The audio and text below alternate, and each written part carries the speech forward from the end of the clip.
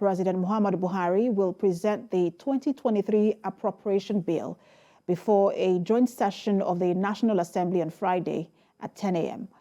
This was contained in a letter addressed to the President of the Senate and was read to lawmakers at plenary. The President of the Senate, Ahmed Lawan, says the session will hold at the makeshift chamber of the House of Representatives. Senator Lawan also disclosed that arrangements will be made to accommodate all lawmakers, including Mr. President and his entourage. And talking politics, the Board of Trustees of the People's Democratic Party is meeting with Governor of Rivers, Nyesom Wike, today. This is part of efforts to resolve the crisis rocking the party ahead the 2023 elections. Several members of the Board of Trustees have arrived at the Government House in Port Harcourt. Amongst them are PDP BOT Acting Chairman Adolphus Wabara and a former Governor of Kogi State, Ibrahim Idris. The BOT delegation also aims to convince Governor Wike and his allies to support the party's presidential candidate, Atiku Abubakar.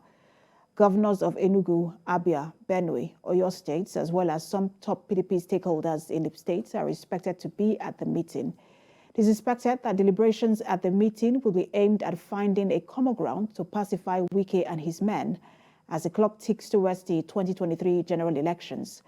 Governor Wike and four of his counterparts formed an alliance to seek equity and justice in the party, insisting that the national chairman, Senator Iyochayu, should resign to pave the way for a southerner. And staying with politics, the Olota of Ota, Abdul Kabir Obalanege, and 40 other Awori monarchs in Ogun State have endorsed APC presidential candidate Asiwaju Bola Tinubu, Governor Dakpo Abiodun, and Solomon Adeola for Ogun West senatorial seats in the 2023 elections. The monarchs gave their support during the visit of Ogun West senatorial candidate of the APC to Olota's palace. And TVC News' Kazim Olowe reports. Residents and party supporters in Ota came out in large numbers to welcome their guest, the Ogun West senatorial district candidate of the All Progressives Congress, Solomon Adeola, who paid a consultative courtesy visit to the Olota of Ota and other Awori monarchs in Ogun State. The senator appreciates the support of the traditional rulers in the promotion of peace and stability in the state, especially in Awori land. He called for their support for the All Progressives Congress presidential candidate Asiwaju Bola Tinubu, the state governor Dakpo Abiodun, and other candidates of the All Progressives Congress in the 2023 general elections. And also use this as a point of contact to speak on behalf of Asiwaju Bola Tinubu, the Jagabambo, your own son. Honor our local, whatever anybody says, sir, the test case is there. I told all others that have shown interest to contest for the presidency, show us your scorecard. The senator, who is yet to represent Ogun West, mentioned many projects which he has facilitated to the area and the one which he is planning to do in conjunction with the state government for the people of Ota and Awori land. I have two critical roads in Ado Ota that we are starting the construction any moment from now, in conjunction with the state government. I have not started representing Ado Ota now, but I'm trying in my own little way to bring succor, to bring relief to my people. While responding on behalf of all the Awori monarchs, the Olota of Ota commended the senator for his gesture towards the development of Ogun West and appealed to his people to support him and the All Progressives Congress presidential candidate. Asiwaju is our home. Asiwaju Bola Ahmed Tinubu is our person.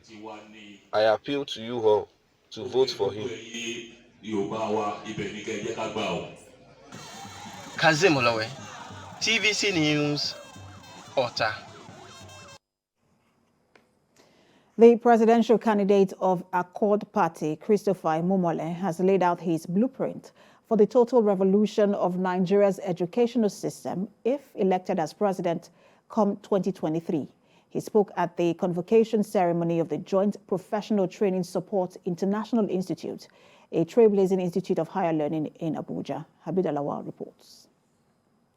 The decline in the quality and standard of education in Nigeria over the last 2 decades have resulted in Nigeria being the primary source of pupils from Africa who go to other countries in pursuit of a better education.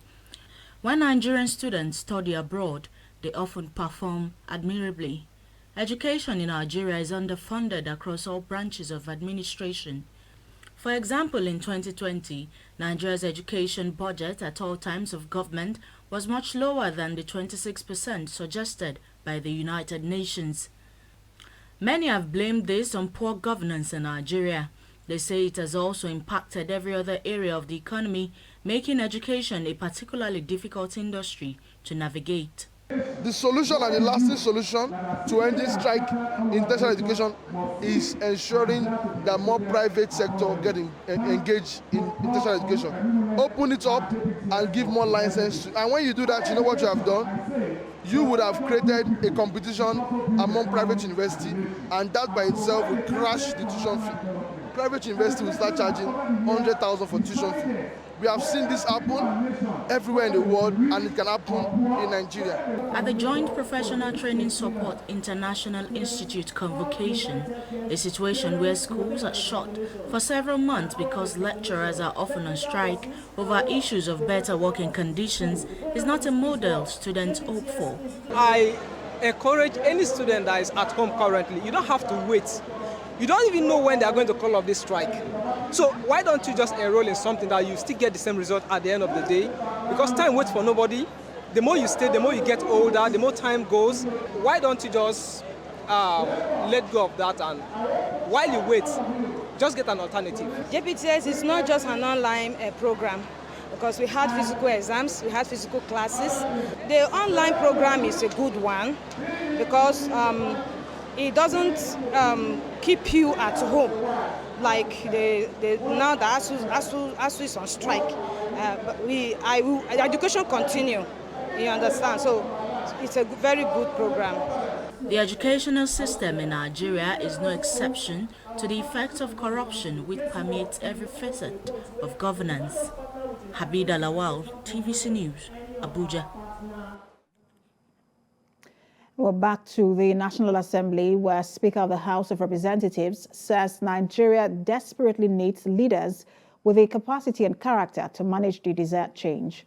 Femi Gbajabiamila stated this at the opening ceremony of the Legislative Mentorship Initiative at the National Assembly complex in Abuja. And National Assembly correspondent Joke Adisa reports. After 62 years of independence, Nigeria still struggles with teething problems. Despite being blessed with abundant mineral and natural resources, corruption, worsening economic growth, and insecurity battle for the soul of the nation. Many citizens attribute the vices troubling Nigeria to the absence of good leadership. Youth leadership and the future of democracy, harnessing the power of young people in Nigeria, is the talking point at this gathering. The Leadership Mentorship Initiative is the brainchild of the Speaker of the 9th House of Representatives, who hopes to contribute his own quota to Nigeria's leadership recruitment process. Femi Gbajabiamila says Nigeria is in dire need of good leadership. Election outcomes must reflect the will of the people, and citizens must have confidence that they can hold political leaders accountable through the ballot box. The essence of democracy is that state power can only be legitimately exercised by those who have the mandate of the electorate to do so. Other speakers harp on the gains inherent in getting the youths to be meaningfully engaged. They also underscore the place of the legislature as the cornerstone of democracy.